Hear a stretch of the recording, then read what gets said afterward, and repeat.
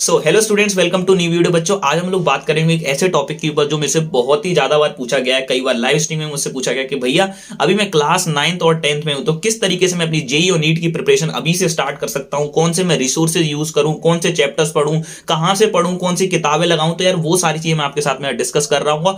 और मैं यार पर्सनली खुद क्लास 10th में अपनी जेई की प्रिपरेशन को स्टार्ट कर चुका था, तो मैं यार आपको इस चीज के ऊपर काफी अच्छी तरीके से गाइड कर सकता हूं। तो बहुत इंपॉर्टेंट वीडियो आप सबके लिए, तो यार वीडियो को जरूर लाइक कर देना और चैनल को सब्सक्राइब कर देना, क्योंकि इस तरह की गाइडेंस आपको मिलती रहेगी मेरे चैनल के द्वारा। साथ ही में कमेंट बताओ और किस टॉपिक पर आपको वीडियो चाहिए, क्या प्रॉब्लम्स आ रही है आपको क्लास 9th 10th में, हम लोग उसके ऊपर भी आपके लिए वीडियो बना रहे होंगे। साथ ही साथ में टेलीग्राम ग्रुप, इंस्टाग्राम, सब जगह मुझको जाकर ज्वाइन कर लो। सारे आईआईटीएस अप्रोच नाम से लिंक सारों को मैं डिस्क्रिप्शन में दे दूंगा, तो यार वहां पर आप मुझसे जुड़े रहोगे। कोई दिक्कत कभी भी आएगी तो आप मुझसे पूछ सकते हो, ठीक है ना बच्चों। स्टार्ट करते बच्चों अपनी वीडियो को। सबसे समझते हैं कि भैया क्लास 10th और 9th की जो पढ़ाई होती है वो किस तरीके से डिफरेंट होती है हमारी जेई की पढ़ाई या फिर नीट की पढ़ाई। तो इस चीज को समझते हैं। जैसे कि आप लोगों को पता है कि हमारे जो क्लास 10th के चैप्टर्स होते हैं, जैसे हम लोग उसमें एग्जांपल ले लेते हैं एक समझने के लिए। मान लो आपका जो इलेक्ट्रिसिटी चैप्टर होता है फिजिक्स में, तो हम लोग उसमें क्या करते हैं, कुछ थ्योरी व्योरी पढ़ लेते हैं एनसीईआरटी में जो दी रहती है, और उसके बाद में हम लोग उसकी डेफिनेशन वगैरह याद कर लेते हैं। करंट की डेफिनेशन, रेजिस्टेंस की डेफिनेशन, रेजिस्टिविटी की डेफिनेशन, और उसके बाद में कुछ एक तो छोटे छोटे फॉर्मूले होते हैं, resistance equal to R1 plus R2 series में और कुछ पैरेलल में। इस तरीके से कुछ छोटे छोटे फॉर्मूले होते हैं, उनको हम याद कर लेते हैं और कुछ एक दो छोटे छोटे से न्यूमेरिकल कर लेते हैं, और इस तरीके से हमारी क्लास 10 की पढ़ाई चलती है। लेकिन यार ये जेई की पढ़ाई से बहुत ज्यादा डिफरेंट है। सबसे पहली चीज तो जेई में काफी ज्यादा आपको डेप्थ में चीज को समझना पड़ेगा। रेजिस्टेंस का फॉर्मूला वही होगा, लेकिन रेजिस्टेंस का फॉर्मूला हम ये क्यों लगा रहे हैं, उसकी लॉजिकल अंडरस्टैंडिंग, इस तरीके से ही क्यों हम सवाल कर रहे हैं। सवाल जब आप लोग करोगे तो सवाल डायरेक्ट फॉर्मूला लगाने से नहीं होगा, आपको काफी ज्यादा सोचना पड़ेगा सवाल के अंदर। सवाल काफी ट्रिकी आते हैं जेई के अंदर, तो यार काफी ज्यादा हमको डेप्थ में आना पड़ेगा कॉन्सेप्ट के, तब हम लोग जेई के अंदर अच्छी तरीके से परफॉर्म कर पाते हैं। लेकिन वहीं क्लास 10th के अंदर हमको बस ऊपर ऊपर की नॉलेज भी होती है, केवल हमें फॉर्मूला आता है तो हमारा काम हो जाता है, ठीक है। तो जेई के अंदर ये चीज तो आपको समझ में आ गई होगी कि भाई काफी डेप्थ में कॉन्सेप्ट पढ़े जाते हैं, ठीक है। और साथ ही साथ में जो आपको क्लास 10 का सिलेबस होता है वो इतना सा होता है, और जेई का सिलेबस काफी ज्यादा वास्ट होता है। ये समझ के चलो, जैसे आपका जो इलेक्ट्रिसिटी एक चैप्टर है, जब आप जेई की तैयारी करते हो तो उसकी काफी सारी ब्रांचेस हो जाती है। जैसे इलेक्ट्रिसिटी में आप इलेक्ट्रिसिटी, करंट इलेक्ट्रिसिटी पढ़ते हो, कैपेसिटर्स पढ़ते हो, और साथ में आप लोग एसी डीसी से काफी सारी चीजें पढ़ते हो, ठीक है। तो जो आप एक छोटा सा टॉपिक पढ़ रहे हो, जेई में वही चीज आपको काफी डेप्थ में पढ़नी है, उसकी काफी ज्यादा ब्रांचेस हो जाती हैं, ठीक है। तो सबसे पहली चीज तो आपको समझ में आई, क्लास 10 एक बेस है। क्लास 10 एक बेस है। जो आप पढ़ रहे हो क्लास 10 में वो तो इंपॉर्टेंट है ही, जो आपने क्लास 10 में पढ़ा वो गलत नहीं है, वो एकदम सही है और वो जरूरी भी है। वो एक बेस है, वो आपको आना चाहिए। लेकिन उसी का काफी डेप्थ में जाके हम लोग अपनी जेई की तैयारी के दौरान पढ़ते हैं। जैसे आपने क्वाड्रेटिक इक्वेशन पढ़ा क्लास 10th में, आपने उसका फॉर्मूला जान लिया और इसके एक दो सवाल कर लिए, लेकिन आप उसी को क्लास 11 में जाके काफी डेप्थ में पढ़ोगे, उसके ट्रिकी सवाल करोगे, उसके एडवांस लेवल के सवाल जाकर करोगे, तो वो कुछ जेई की तैयारी आपकी इस तरीके से होती है, ठीक है। तो भैया हम लोग अभी क्लास 9th और 10th में हम लोग किस तरीके से अपनी तैयारी को स्टार्ट कर सकते हैं। मैंने पर्सनली किस तरीके से पढ़ना स्टार्ट किया, क्लास 9 10 के अंदर काफी कुछ पढ़ लिया था मैंने अपनी जेई का, तो वो सारी चीज मैं आपको समझाने की कोशिश करता हूं। तो देखो, आपको कुछ नहीं करना है, सिंपल सा तरीका अपनाना है। जैसे मैं एग्जांपल ले लेता हूं, केमिस्ट्री में जैसे आपका जो चैप्टर होता है पीरियोडिक टेबल, जिसमें आप लोग एटॉमिक साइज का ट्रेंड पढ़ते हो, इलेक्ट्रोनेगेटिविटी का ट्रेंड पढ़ते हो, रिएक्टिविटी का ट्रेंड पढ़ते हो, ठीक है। तो जब आपने मान लो क्लास 10 के अंदर अपने ये टॉपिक्स पढ़े, ठीक है, अब मान लो आपको जेई की तैयारी करना है, तो अभी क्या है ना, जैसे आपने क्लास 10 में पढ़े तो आपने बहुत लो लो लेवल की चीजें पढ़ी कि भाई एटॉमिक साइज का ट्रेंड देख लिया, भाई ये बस इतना समझ लिया कि भाई ये ट्रेंड होता है, बस खत्म। लेकिन जब आप जेई की तैयारी करोगे तो हमें पता होना चाहिए कि ये ट्रेंड क्यों होता है, इस तरह से इधर तक जाकर क्यों बढ़ती है, इसमें ये एक्सेप्शन का क्या रीजन है, इस तरह से इधर जाने पर रिएक्टिविटी क्यों बढ़ती है। तो उसके लिए आप लोग क्या कर सकते हो, जैसे मान लो आपने क्लास 10 में कोई पर्टिकुलर टॉपिक पढ़ा, वही पर्टिकुलर टॉपिक आप क्लास 11th की एनसीईआरटी से काफी डिटेल में पढ़ सकते हो। तो मैं क्या करता था, जैसे मैंने कोई टॉपिक क्लास 10 में पर्टिकुलर टॉपिक उसी अपनी एनसीईआरटी से पढ़ा, वही टॉपिक में जाकर क्लास 11th की एनसीईआरटी खरीद कर लेकर आया, और उन्हीं टॉपिक्स को मैंने काफी डिटेल में क्लास 11th की एनसीईआरटी से पढ़ लिया। तो पहला रिसोर्स क्या समझ में आया हमको, जो टॉपिक्स हम अभी क्लास 10th के अंदर और 9th के अंदर पढ़ रहे हैं, उन्हीं टॉपिक्स को हम काफी डिटेल में क्लास 11th और 12th की एनसीईआरटी से पढ़ सकते हैं। तो पहला रिसोर्स तो हमारा क्या हो गया, एनसीईआरटी जो हम लोग क्लास 11th की बाय कर लेंगे, और जो जो टॉपिक अभी हम क्लास 10th और 9th में पढ़ रहे हैं वही टॉपिक्स हम क्लास 11th और 12th की एनसीईआरटी से पढ़ेंगे, जो हमारे काफी डेप्थ में हमको चीजें समझाएगा और काफी डेप्थ में हमको चीजें समझ में आने लग जाएंगी, ठीक है। बाकी अगर मैं मैथ्स में बात करूं, जो जेई वाले स्टूडेंट्स उनके लिए, तो आप लोग क्या कर सकते हो, क्लास 10th के अंदर जो आपकी एनसीईआरटी होती है, जैसे हम लोग मान लें जो आपकी क्वाड्रेटिक इक्वेशन के सवाल है क्लास 10 के एनसीईआरटी में,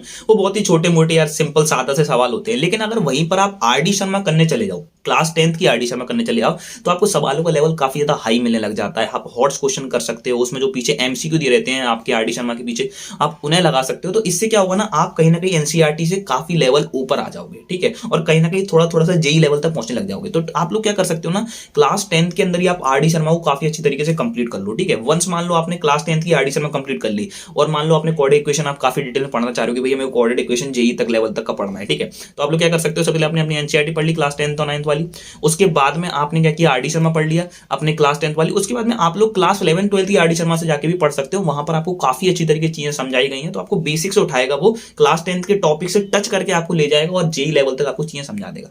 तो वही मेरा कहने का सिद्धांत है हर बार कि भाई जो टॉपिक्स आप क्लास 9 और 10 में पढ़ रहे हो उनको काफी डिटेल में जाके आप क्लास 11 12 की बुक से पढ़ सकते हो।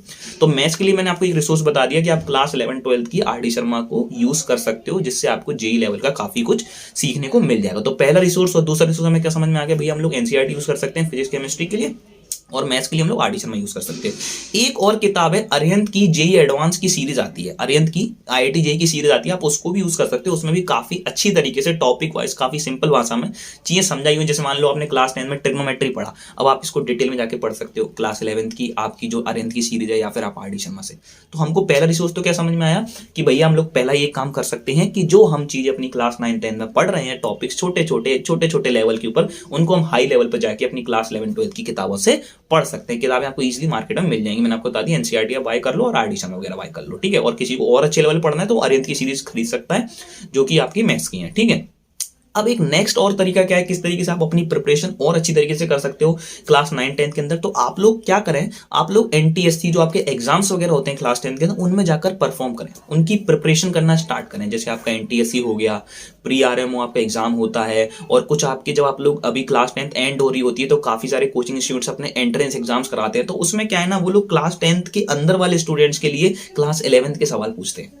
वो देखना चाहते हैं कि इस बच्चे ने पहले से कितनी प्रिपरेशन कर रखी है, तो उसकी प्रिपरेशन में आप लग सकते हो अभी से, ठीक है। अगर आप एनटीएससी की प्रिपरेशन करोगे तो आप अभी से ही काफी सारी चीजें सीख जाओगे जो आप क्लास 11 में जाके सीखोगे। मेरा एक फ्रेंड था जो यार फिटजी में था, तो मैंने उसकी एनटीएससी की किताबें उससे ले ली थी और फिर मैं उसी की मैथ सेट की किताबों से पढ़ता रहता था। उसमें यार पता है मैंने कितनी सारी चीजें सीख ली थी। ऑक्सीडेशन नंबर मैंने क्लास 10th में सीख लिया था, वो जो कि हम लोग क्लास 11 में सीखते हैं। रिडॉक्स बैलेंस किस तरीके से करी जाती है, क्वाड्रेटिक इक्वेशन के बड़े बड़े क्वेश्चन हम लोगों ने अच्छी तरीके से सीख लिए थे। रेजिस्टेंस में भी आप लोग बहुत छोटे छोटे सवाल करते हो क्लास 10 के, हम लोगों ने काफी बड़े बड़े रेजिस्टेंस सॉल्व करना सीख लिए थे। व्हीटस्टोन ब्रिज वगैरह हमने पहले ही सीख ली थी। तो वो काम एक नेक्स्ट टाइम क्या कर सकते हो आप लोग कि आप एनटीएससी वगैरह की प्रिपरेशन स्टार्ट कर सकते हो। और एनटीएससी को भी पर्टिकुलर कोई बुक जो कोचिंग इंस्टीट्यूट की आपको मिल जाती है, रेजोनेंस, फिटजी, आकाश वगैरह की, और आप किसी की भी आप एनटीएससी किताब खरीद लो, बाय कर लो, या आपका कोई फ्रेंड है आप उससे मांग सकते हो और फिर आप उसमें से देख देख के पढ़ सकते हो। तो अगर आप एनटीएससी की प्रिपरेशन करोगे तो आप क्लास 10 के अंदर ही क्लास 11 के टॉपिक्स पढ़ना स्टार्ट कर दोगे। तो ये एक और तरीका है जहां से आप अपनी आईआईटी की प्रिपरेशन को कैरी करना स्टार्ट कर सकते हो क्लास 9 और 10 के अंदर ही, ठीक है। नेक्स्ट एक तरीका और है बच्चों हमारे पास में, जिसे हम लोग कहते हैं बच्चों कि बेसिकली आप लोग क्या कर सकते हो। जैसे मान लो आपने कोई टॉपिक पढ़ा, जैसे मान लो आपने क्वाड्रेटिक इक्वेशन पढ़ा, या फिर मान लो आपने एनटीएससी के द्वारा आप पढ़ रहे हो, एनटीएससी किताब वगैरह पढ़ रहे हो और आपने मान लो उसमें ऑक्सीडेशन पढ़ा, आपको समझ नहीं आया, तो आप एक काम कर सकते हो, यूट्यूब पे सर्च कर लो how to calculate oxidation number, आपको बहुत सारी मस्त मस्त वीडियोस मिल जाएंगी वहां पर। तो आप लोग कुछ टॉपिक्स आप लोग खुद से ऐसे ही अपने मन से, देखो यार जिज्ञासा होनी चाहिए पढ़ने की। मैं क्लास 10 में बहुत ज्यादा मतलब मेरे अंदर इच्छा आ गई थी कि यार नया सीखना है कुछ, समझ लो, आपको अपने अंदर से जिज्ञासा होनी चाहिए कुछ नया सीखने की और कॉन्सेप्ट अपने बिल्डअप करने की। तो जैसे मान लो आपको कोई भी टॉपिक लगा, जैसे मान लो आपको लगा कि भैया मेरे को रिडॉक्स बैलेंस करना सीखना है, रिडॉक्स बैलेंस करना मतलब वही जो आपकी रिएक्शन जिसमें आपको ऑक्सीडेशन रिडक्शन दोनों हो रहा था, उसे हम लोग रिडॉक्स रिएक्शन कहते हैं, ठीक है। तो आपको मान लो रिडॉक्स बैलेंस करना सीखना है, तो आप कुछ नहीं यूट्यूब पे सर्च कर लो, वहां पे आपको वीडियो मिल जाएंगी, तो वहां से भी आप सीख सकते हो। तो एक रिसोर्स और क्या मिल गया हमको, एक रिसोर्स हमारा यूट्यूब भी है, ठीक है।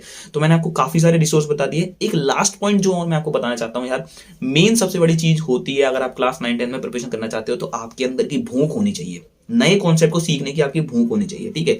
जैसे एक बहुत अच्छी लाइन है कि स्टे हंग्री और स्टे फुलिश करके, जो पता नहीं किसी एक बहुत ही अच्छे इंसान ने दी थी कि स्टे हंग्री और स्टे फुलिश करके लाइन दी थी। तो वही कहते हैं कि हमेशा भूख रखो अपने अंदर कुछ नहीं सीखने की, तो आपकी जितनी ज्यादा भूख हुई ना उतनी ज्यादा चीजें आप सीखते जाओगे, ठीक है। जैसे मुझे कई सारे कॉन्सेप्ट समझ नहीं आ रहे, तो मेरे टाइम पे जब मैं क्लास 9 10 में था, यूट्यूब इतना फेमस भी नहीं था मतलब पढ़ाई के लिए।